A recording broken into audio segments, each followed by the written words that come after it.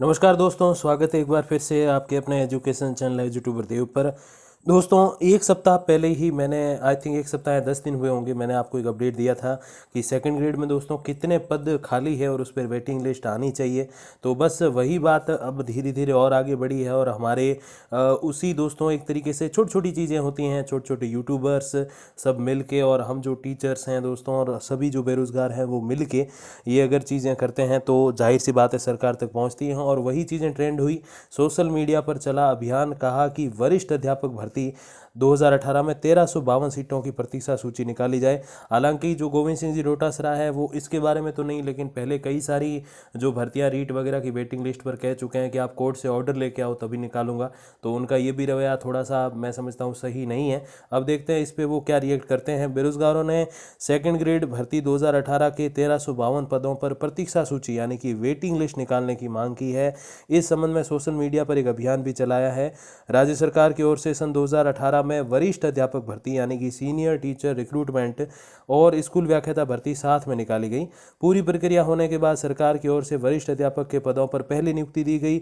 इसके बाद स्कूल व्याख्याता, अभी आपको पता है 2020 जनवरी में अगर मैं गलत नहीं हूँ तो एग्जाम हुए और उसके पदों पर ज्वाइनिंग अभी दी गई कुछ ही महीने पहले। तो इसमें दोस्तों सेकंड ग्रेड के अभ्यर्थियों ने त्याग पत्र देकर स्कूल व्याख्याता के पदों पर नियुक्ति ले ली और इस कारण से पद खाली हुई। दोस्तों ये चीज़ तो पेपर में अभी आई है, लेकिन मैंने पिछले वीडियो में आपको बोला था जब 1352 पद खाली थे तो मैंने आपको एग्जैक्ट बोला था उसमें बिना इस अपडेट के भी। मैंने कहा इसके पीछे रीज़न है फर्स्ट ग्रेड 2018, क्योंकि फर्स्ट ग्रेड 2018 हालांकि ऑलमोस्ट एक ही साल में भर्तियां आई हैं, बट उसमें पहले ज्वाइनिंग हो गई थी आई थिंक 1 साल या 1.5 साल पहले, और इसमें 1-1.5 साल बाद में हुई है। तो बहुत सारे अभ्यर्थी जिन्होंने अच्छी खासी तैयारी कर रखी थी सेकंड ग्रेड की, तो आगे समय मिला तो उन्होंने फर्स्ट ग्रेड की भी लगे हाथ कर ली। और आपको एक चीज़ मैं बता दूं, ये मनोविज्ञान समझो आप या चाहे संयोग समझो, कुछ समझो, जब आप एक भर्ती में बहुत अच्छे अंकों से सक्सेस हो जाते हो तो आप उससे ऊपर वाली भर्ती ज़रूर ट्राई करते हो अगर आपके पास एज है और आपने फॉर्म अप्लाई कर रखा है। तो बस उन्होंने किया और उसमें से अधिकतर अभ्यर्थी, आप यकीन मानो अगर 100 अभ्यर्थी अच्छी रैंक से सेकंड ग्रेड में सेलेक्ट होते हैं तो 80 to 90 वो मादा रखते हैं कि वो फर्स्ट ग्रेड में भी हो पाए। आप ये यकीन मानिए, हाँ तैयारी भी चाहिए होती है उनको, बट उतनी नहीं चाहिए जो एक बेरोजगार जो शायद थर्ड ग्रेड है वो फर्स्ट ग्रेड की करने जाएगा तो उसको थोड़ा एक्स्ट्रा टाइम लग जाएगा जितना कि सेकंड ग्रेड वाले को नहीं लगता फर्स्ट ग्रेड में जाने में। क्योंकि जो सामाजिक विज्ञान का उसमें दोस्तों जो पाठ्यक्रम है उसमें काफ़ी सारे पॉइंट्स ऐसे होते हैं जो आपके आगे हिस्ट्री हो, आपके हिंदी है, फिर आपके जो राजनीति है, भूगोल है, उसमें भी दोस्तों कवर होते हैं।